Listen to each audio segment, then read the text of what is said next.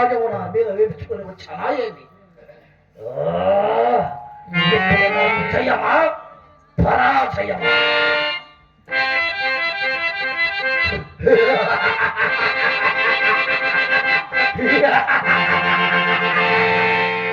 సృష్టికే ప్రతిష్ఠ చేసిన ఈ విశ్వామిత్రునికి పరాజయం మాటకే కాదు.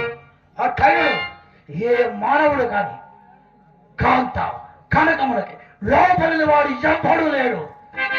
ముందుగా ఈ హరిశ్చంద్రుడు ఏమి చేస్తున్నాడు నా దివ్య దృష్టితో పరీక్షించడు గాక.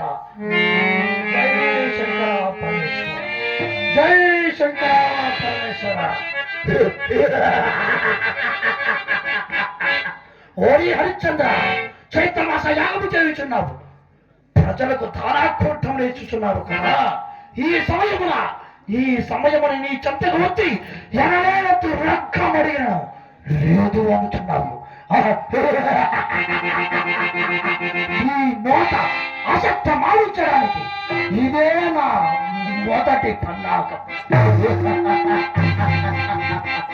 ఇప్పుడే అయోధ్యపురములకు ఏది ఆ హరిశ్చంద్రుడు అసత్య మాడించేయవచ్చాడు కాక. జై శంకర పరమేశ్వర. ఈ